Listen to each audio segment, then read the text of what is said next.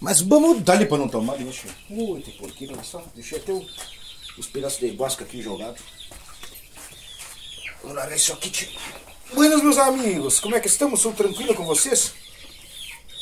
Comigo eu tô tranquilo aqui na costa do Rio Camaquã. Estamos aqui ajeitando um pedaço de couro para uns vizinhos, né? E aí aproveitar e fazer um vídeo para vocês e dar uma lonqueada nesse couro, tirar o pelo dele, né, meus amigos? Mas eu vou deixar porque isso aqui é até uma vergonha se eu tiver alguém do outro lado aí que seja guasqueiro. Tem porqueiro olhando um couro desses aqui. Mas é que isso aqui é para serviço, né? Então eu já fiz mais uns dois ali e estou terminando de fazer esse aqui. Espero que esteja tudo bem com vocês, como eu já falei, ou se não falei, falo agora, né? Me chamo Marcelo Valerão e vou tirar agora uns minutos antecedentes do que nós vamos falar do nosso assunto de hoje, para fazer agradecimentos, né, meus amigos?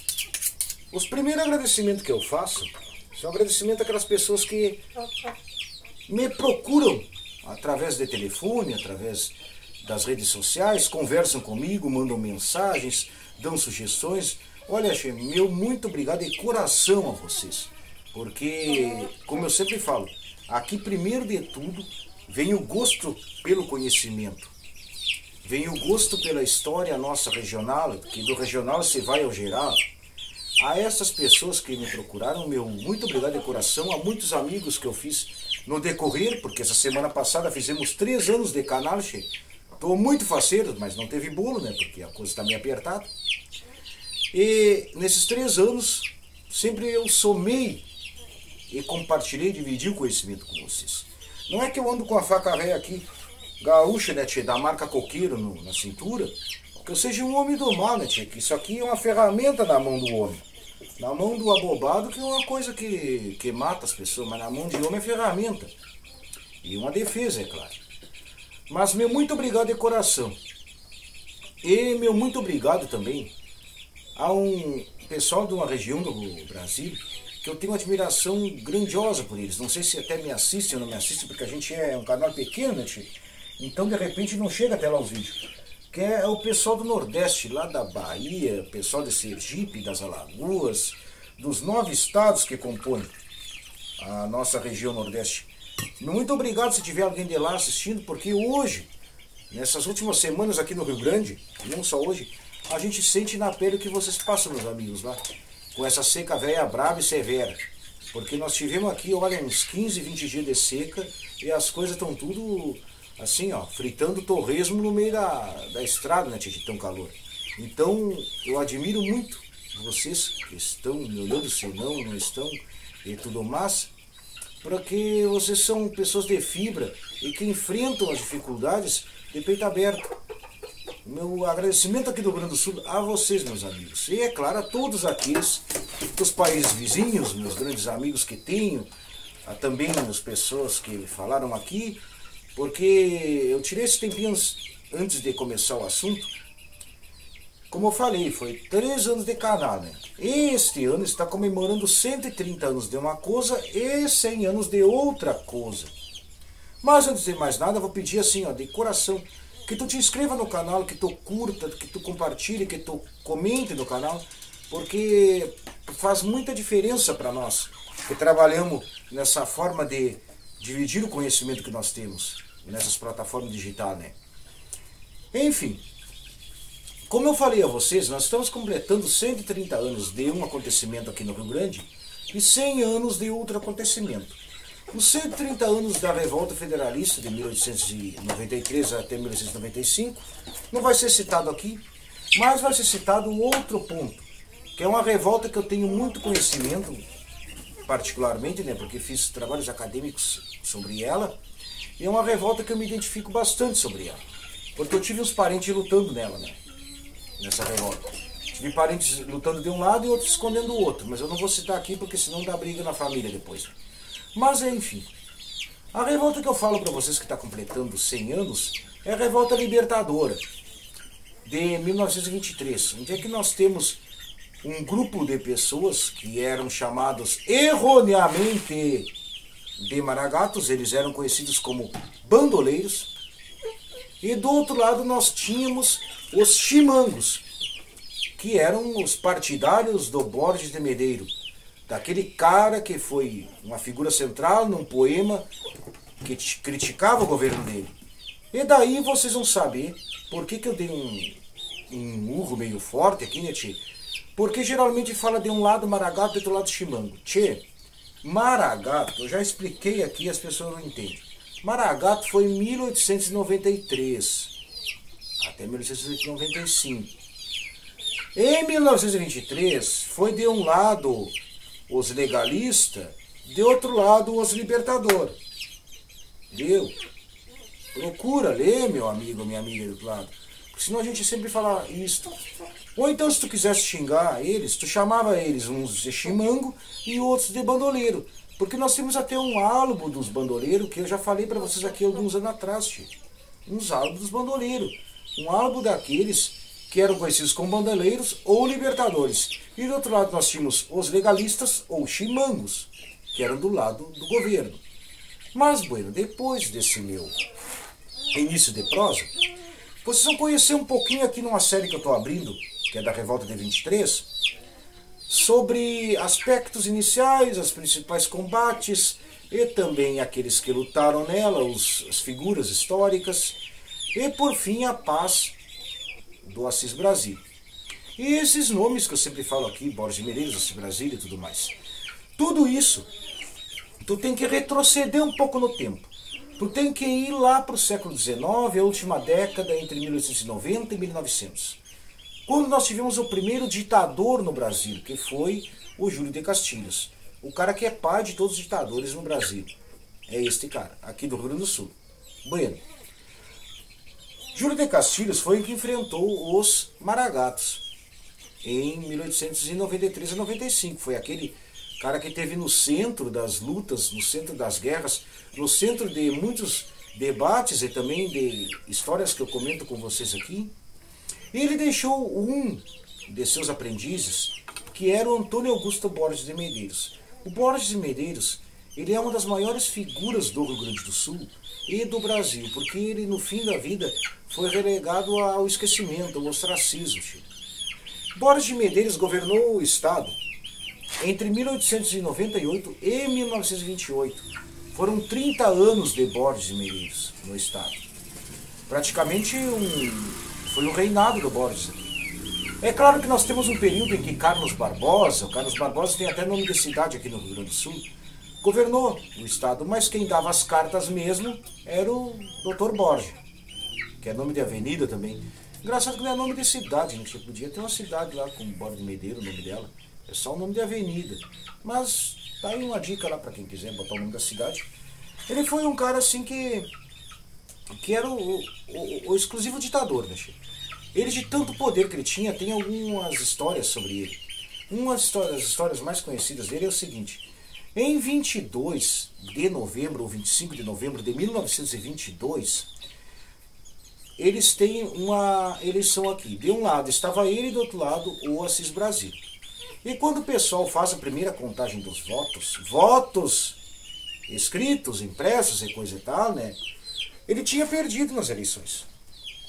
Daí quando eles entram assim no Palácio Piratini, até hoje é sede dos governos nossos, ele chega e diz, vieram me contar que eu tinha ganhado? Nós tinha aquilo ali, apavorou eles, né? Diz, como é que nós vamos falar para esse homem que eu tinha ganhado as eleições?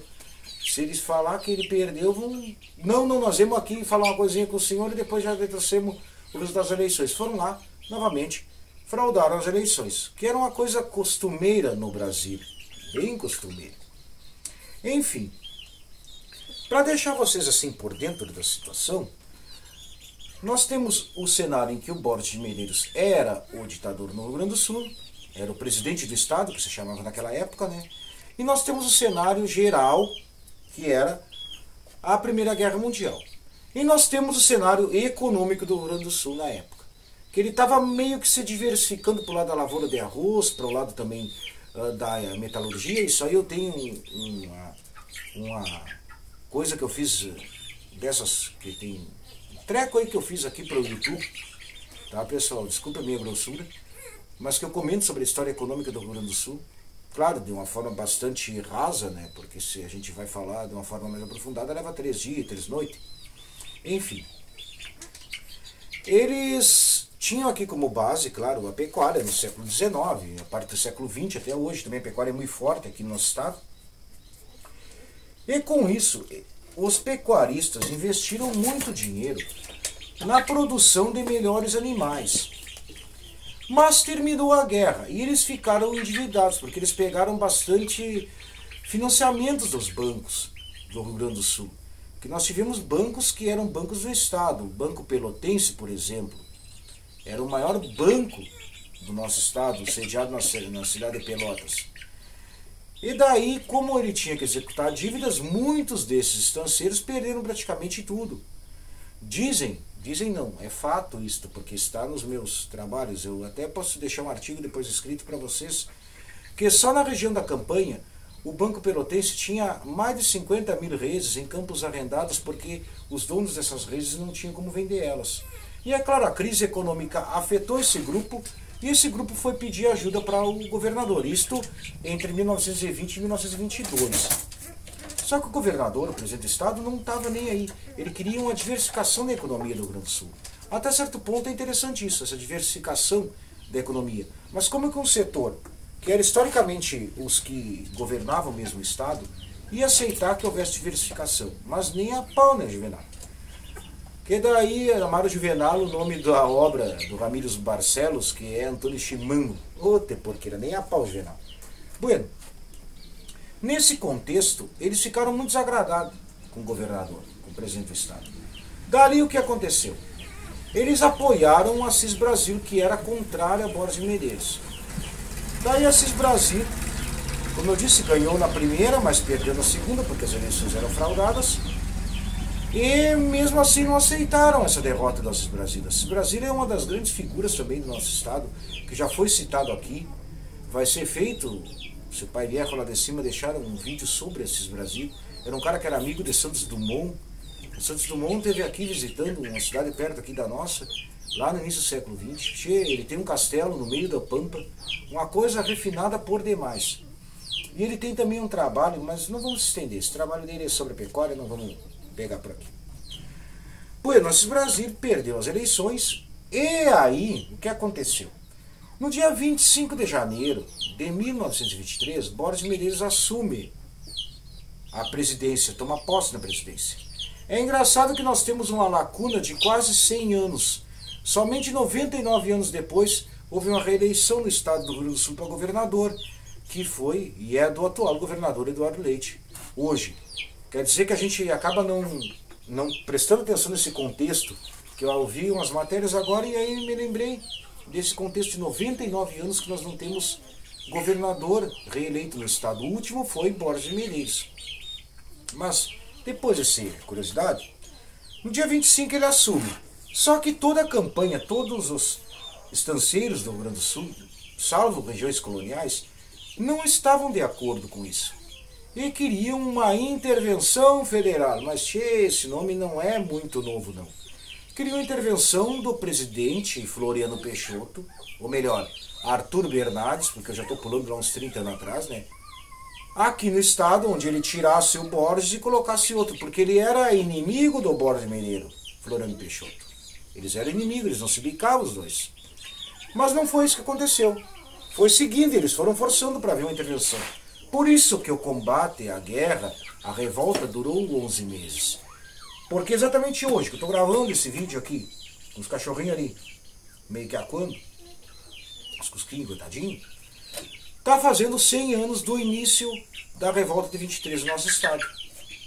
Ela começou no dia 28 de janeiro com a tomada da cidade de Palmeira das Missões por os coronéis Mena Barreto e Leonel Rocha e se estendeu até dia 14 e 15 de dezembro com o assinado do Tratado de Pedras Altas, que eu tenho aqui o original de 23, que foi pelo general Setembrino de Carvalho. Também vou trazer para vocês, porque como é uma série, nós vamos trabalhar sobre vários temas da revolta de 23. Eu saio daqui preparadíssimo.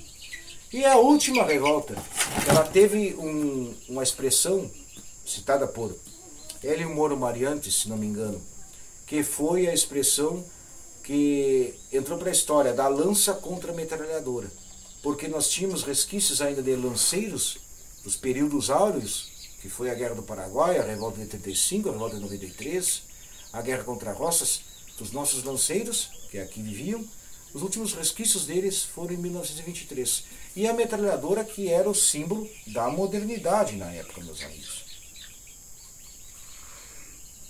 Mas aguardem que nós teremos mais vídeos dessa série especial sobre a Revolta de 23.